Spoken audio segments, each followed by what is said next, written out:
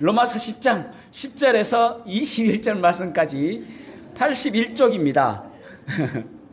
오늘은 마음으로 믿어 의에 이른다라는 제목으로 말씀을 나누도록 하겠습니다.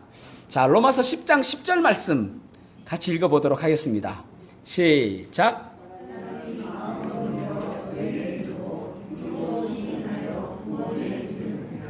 아멘. 마음으로 믿어 의에 이른다.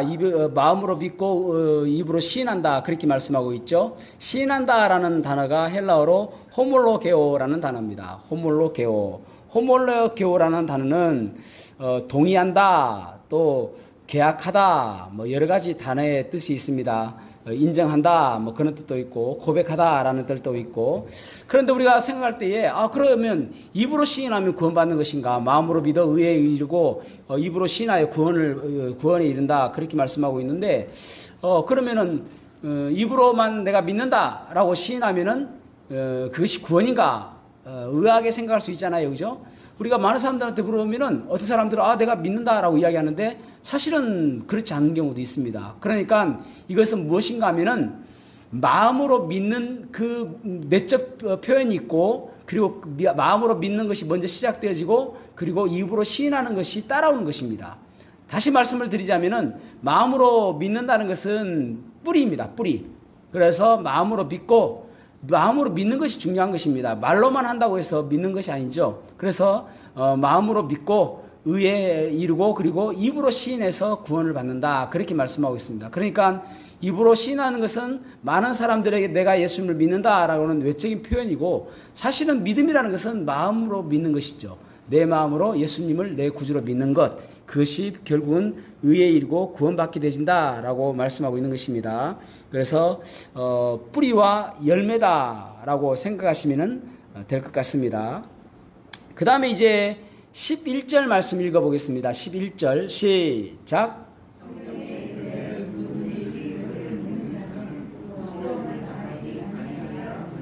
아멘. 이 말씀의 앞에 생략된 단어가 있습니다. 영어로는 for인데 왜냐하면 이런 뜻입니다. 왜냐하면, 그러니까 10절 말씀에 대한 그 대답입니다. 그러니까 10절에 마음으로 믿어 의에 이르고 입으로 시인하여 구원을 이룬다. 왜냐하면 성경에 이르되 누구든지 그를 믿는 자는 부끄러움을 당하지 아니하리라. 그러니까 언제 부끄러움을 당하지 않습니까?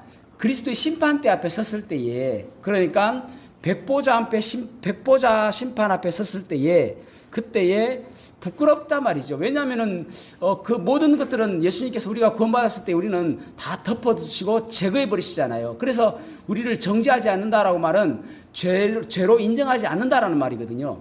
더 이상 죄인으로 인정하지 않는다는 말이거든요. 그러니까 우리는 죄가 없어요.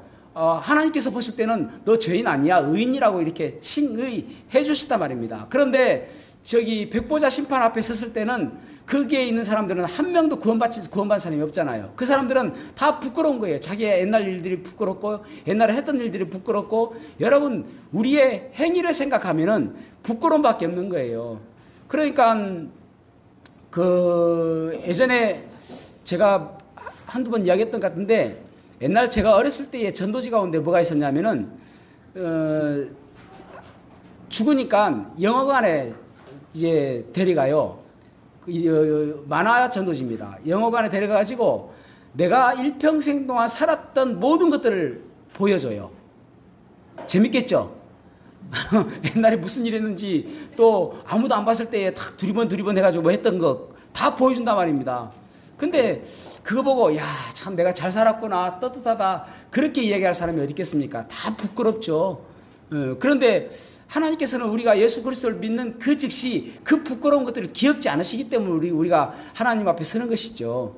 우리가 예수 그리스도 옷을 입고 있기 때문에 우리를 예수님처럼 보고 너는 의롭다고 칭해 주신 거 아닙니까? 그런데 그것이 아니고 낱낱이 발가벗겨진 것처럼 보여지는 그때에 얼마나 부끄럽겠습니까? 그런데 예수님을 믿는 사람들에게는 그런 부끄러움을 당하지 않는다라고 말씀하고 있는 것입니다. 이것만 생각해도 얼마나 은혜가 되는지 몰라요. 그죠? 심지어는 우리의 생각까지도 다 영화에 나와요. 그러니까 얼마나 부끄럽겠습니까?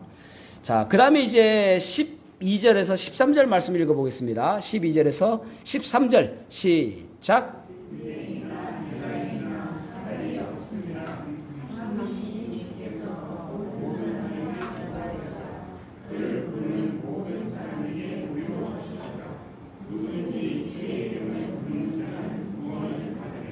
아멘. 로마서에서 우리가 항상 이야기하는 것은 무엇이냐 하면은 유대인이나 헬라인이나 하면은 유대인이나 이방인이나 그렇습니다. 헬라인들은 이방인을 뜻합니다. 그래서 유대인이나 헬라인이나 누구에게나 there is no difference. 전혀 차별이 없다라는 말입니다. 아무런 차별이 없다. 그러니까 출생 또 외모 그리고 지식 이런 것들에 차별이 없다라는 거예요. 로마서에 보면은 차별이 없는 것이 여러 가지가 있죠. 3장에 보면은 죄인들은 차별이 없습니다. 그러니까 모든 사람들은 다 차별 없이 죄인이다라는 거예요.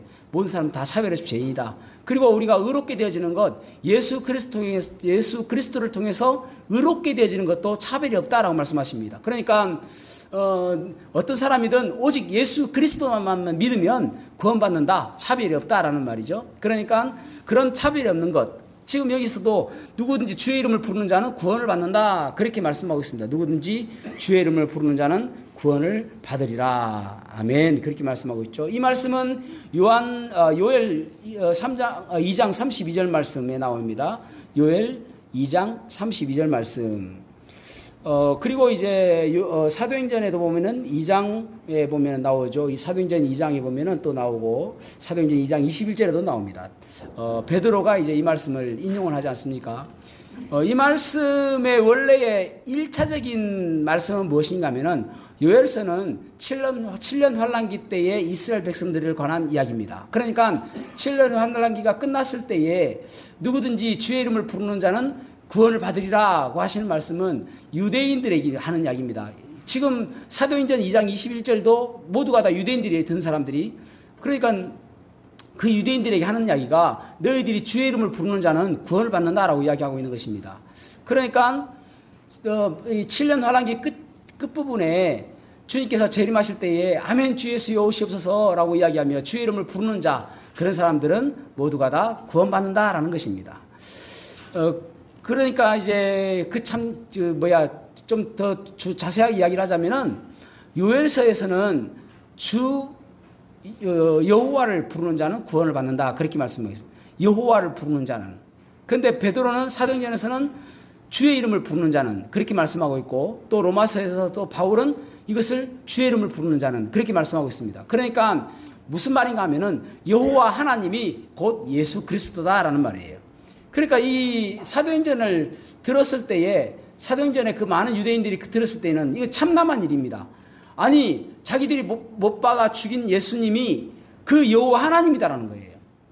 누구든지 주의 이름을 부르는 자는. 근데 여호와의 이름을 부르는 자거든요, 원래는. 그렇게 사람들이 알고 있을 거 아닙니까? 서기관 바리새인들이 얼마나 똑똑한지 모릅니다. 이거 요엘서 말씀인데 거기 여호와인데, 아니 여호와인데 여기에 주 예수의 이름을 부르는 자, 완전히 바뀐 거잖아요. 근데 베드로나 바울이나 여기서 무엇을 이야기하냐면은 이 여호와는 하나님이다라는 거예요. 그분을 부르는 자들은 구원을 받는다라는 것입니다. 그러니까 지금 이제 로마서에서 지금 그렇게 이야기하고 있네요. 주의 이름을 부르는 자는 구원을 받으리라. 그렇게 말씀하고 있죠. 이 환란의 때에. 그런데 이것이 1차적으로는 유대인들이 이야기하고 있지만은 이 시대를 살아가는 우리들에게도 구원받지 않는 사람들이 주님의 이름을 부르는 자, 그런 자들은 구원을 받는다라는 말씀으로 우리가 적용할 수가 있겠죠. 자, 그 다음에 이제 14절에서 15절 말씀은 선교적 말씀인데, 자, 14절 15절 말씀 읽어보겠습니다. 시작.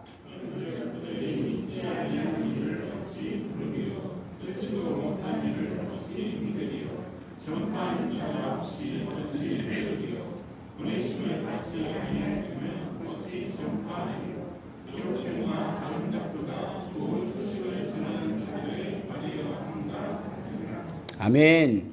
자, 여기 보면은 누군가가 전하지 아니하면 어떻게 들을 수 있겠느냐, 전하는 사람이 없으면 어떻게 알 수 있겠느냐. 그래서 여기 보면은 좋은 소식을 전하는 자의 발이 아름답다, 그렇게 말씀하고 있습니다. 좋은 소식을 전하는 자의 발이 아름답다, 아름다운 발이여, 그렇게 말씀하고 있죠. 그러니까 우리가 누군가가 그냥 구원받겠지, 스스로 구원받겠지, 스스로 알겠지, 또 우리는 흔히 또 그러지 않습니까? 우리의 자녀들이 언젠가는 교회 돌아오겠지, 또 내 남편이 언젠가 내가 열심히 기도하면 돌아오겠지. 물론 기도도 중요합니다. 그렇지만 중요한 것은 무엇인가 하면은 복음을 전해야 되는 거예요. 말씀을 전해야 된다라는 말입니다. 누군가가 전하지 않냐면 그 어떤 사람도 알 수가 없다라는 말이에요. 어떤 사람은 그래요. 전도지를 보고 구원받은 사람도 있다라고 이야기를 합니다. 진짜 극히 드뭅니다. 누군가가 물론 전도지도 매개체죠. 그래서 전도지를 통해서 보고 복음을 깨닫게 되지는데 그것은 정말 극히 힘든 일이고 누군가가 입으로 말씀을 전해줘야 그래야 그가 알아듣는단 말입니다. 그런데 중요한 것이 무엇이에요? 그 복음을 전하는 그 발이 아름답다라는 것입니다.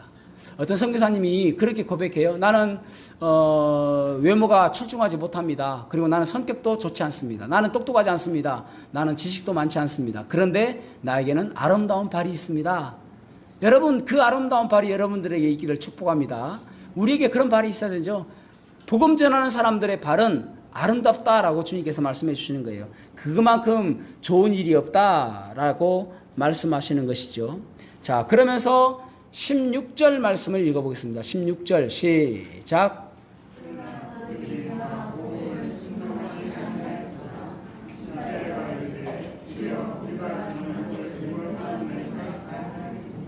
아멘. 이사야 53장 1절 말씀을 인용한 것입니다. 그래서 이사야 53장은 우리가 잘 아는 말씀입니다. 메시아에 관한 말씀이죠. 그래서 그가 찔림은 우리 허물 때문이요. 그 말씀이 이사야 53장에 있는 말씀입니다. 이 메시아를 그렇게 외쳐도 그 사람들이 받아들이지 않는 것입니다. 끊임없이 많은 선지자들이 와서 곧 메시아가 올 것이다. 우리에게 메시아가 나타날 것이다. 우리를 해방시켜 주실 것이다. 우리를 구원하여 주실 것이다. 라고 끊임없이 이야기해도 그들이 받아들이지 않는 것입니다.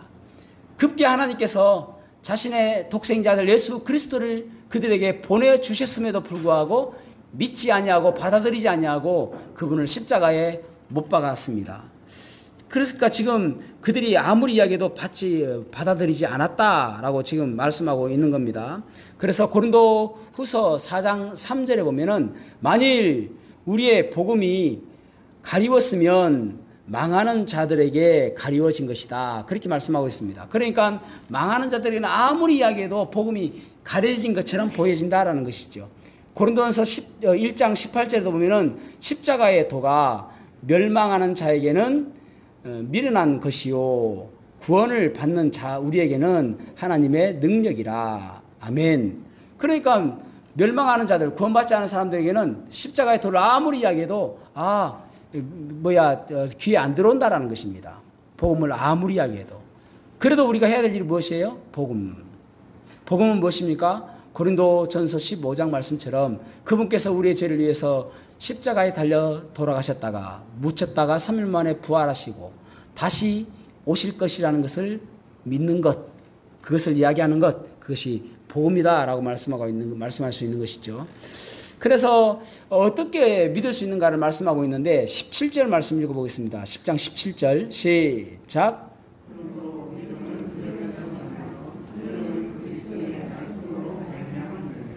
아멘. 믿음은 뭐라고요? 들음에서 난다. 들음은 하나님 말씀. 그러니까 듣지 않고서는 믿음이 생길 수 없다. 구원을 받는 믿음, 또 성장하는 믿음, 모든 믿음들은 이 들음에서 난다라고 말씀하고 있죠. 복음도 계속 이야기해줘야 들음에서 나게 된다라는 것입니다. 그래서 우리는 끊임없이 복음 전도해야 되는 것입니다. 어쨌든 들어야 되니까. 듣지 않고서는 그들이 구원받을 수 없으니까. 자, 10장 18절 말씀 시작.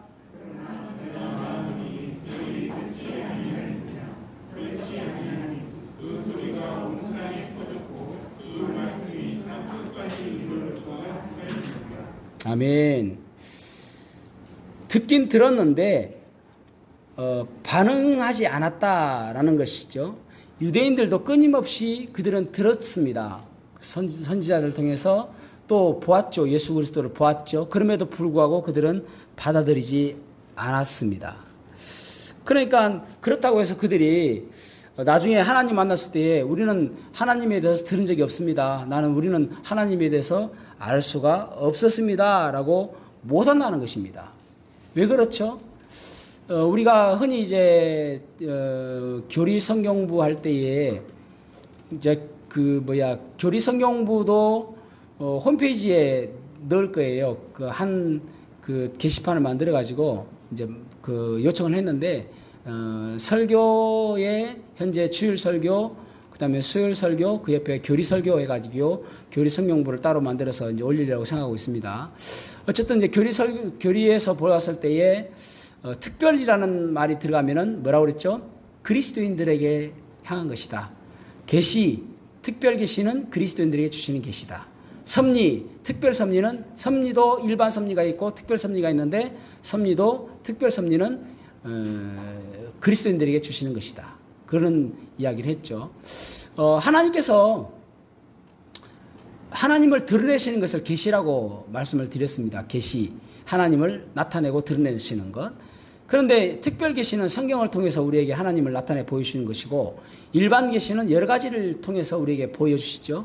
자연이나 또 역사나 여러 가지 그런 것들을 통해서 하나님께서 나타내 보여주십니다. 그것을 일반 계시라고 이야기해요. 그러니까 일반 계시를 통해서도 얼마든지 하나님에 대해서 알 수 있다라는 것입니다. 하나님에 대해서. 그런데 중요한 것은 무엇입니까? 구원받을 수는 없다. 일반 계시로는. 구원은 반드시 예수 그리스도를 통해서 구원받기 때문에 하나님에 대해서 알게 되지면은 예수 그리스도를 믿고자 하는 마음이 생깁니다. 창세기 1장 1절에 보면은 태초에 하나님이 천지를 창조하시니라 그렇게 말씀하고 있죠.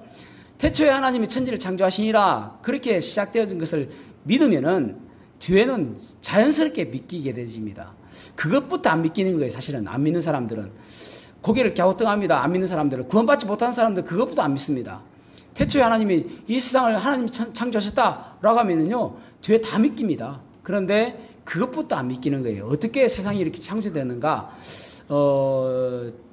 진화론이 제일 많은 역할을 했죠. 그래서 우리의 머릿속에는 항상 진화되었다.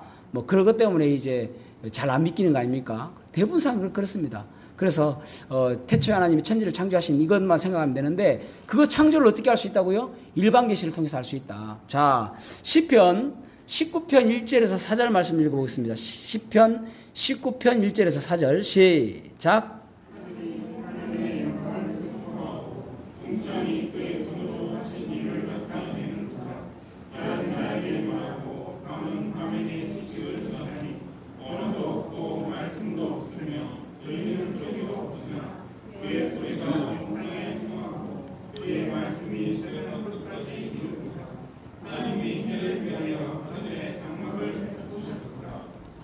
아멘.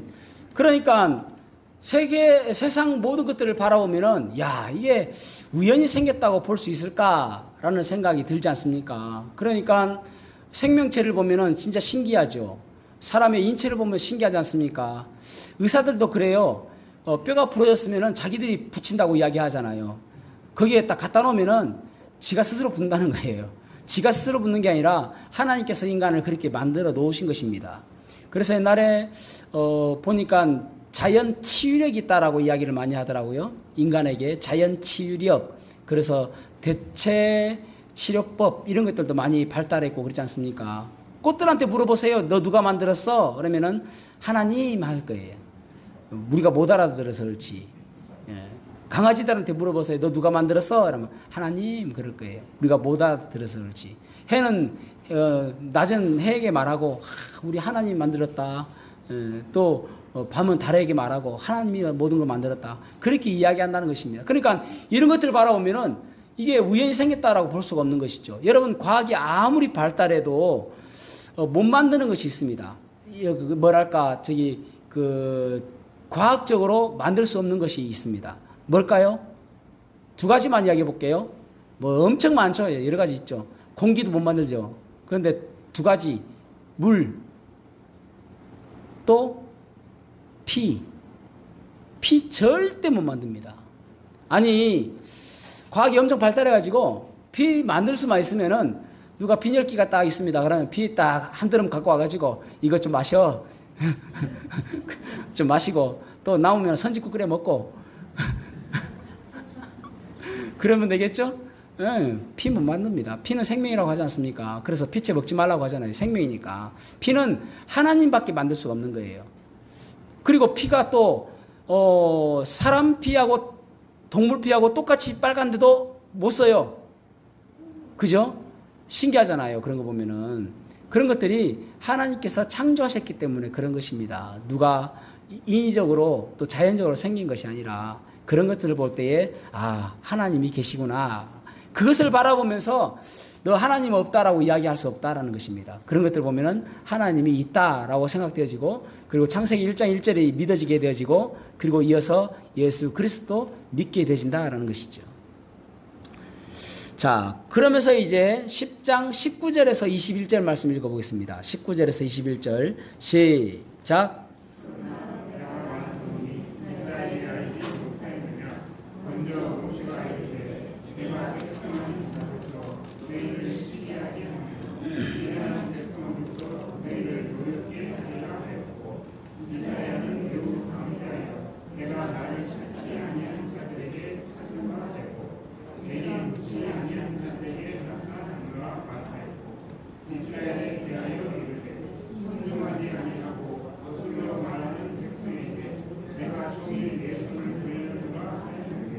아멘.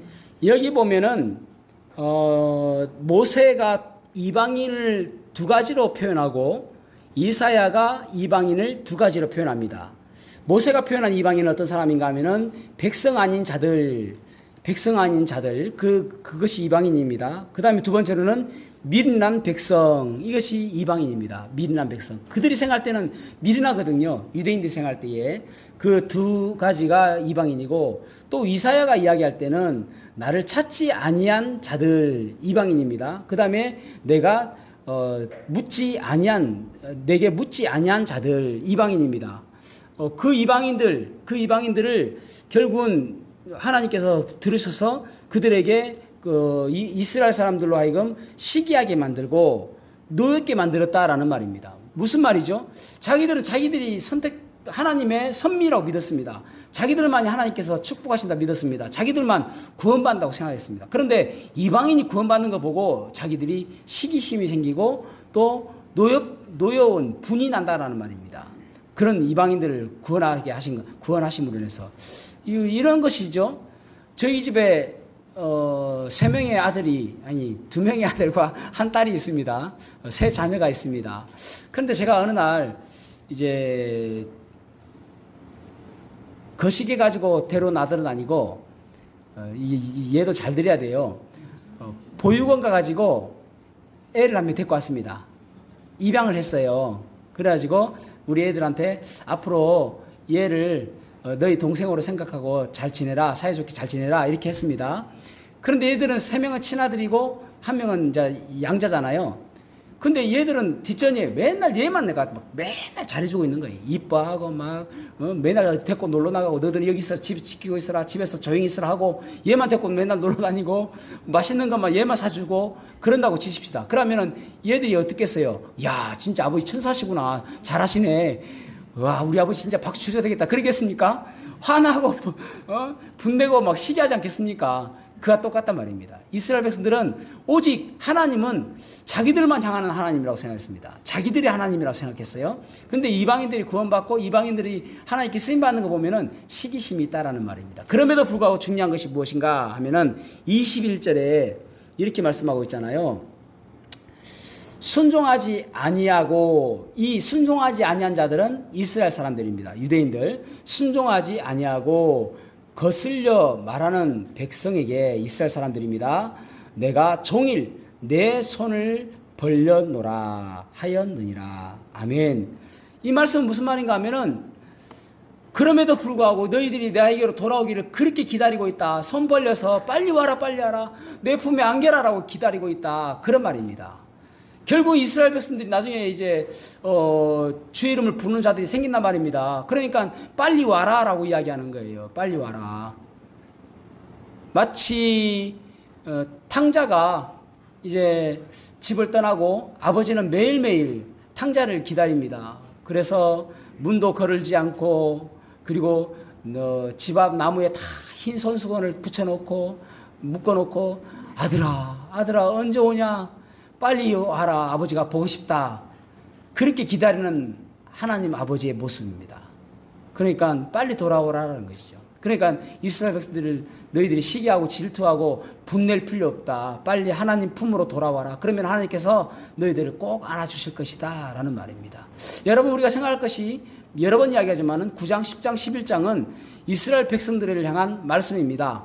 그런데 우리가 적용할 수 있겠죠. 우리들도 어떻게 살아가야 될 것인가. 여러분, 우리가 하나님께서 우리를 여전히 기다리고 계세요. 더 하나님과 사랑을 나누고 교제를 나누고 또 하나님과 동행하기를 원하시는 마음으로 손 벌려 기다리고 있다라는 말입니다. 지난주에 제가 이제 설교에서 고름 이야기를 했더만은 이번 주에 TV에서 고름 이야기 엄청 많이 나오대요. 제 설교를 듣는가 봐, 누가. 그러면서 이제 그 배드민턴 그것 때문에 이제 고름 이야기가 많이 나오더라고요. 그러면서 뭐 고름은 살이 되지 않습니다. 이렇게 이야기하던데 어쨌든 설교를 딱 들은 것 같아. 고름 이야기 많이 나왔습니다. 그렇죠, 여러분. 주님께서는 지금도 우리에게 손을 벌려서 기다리고 계세요.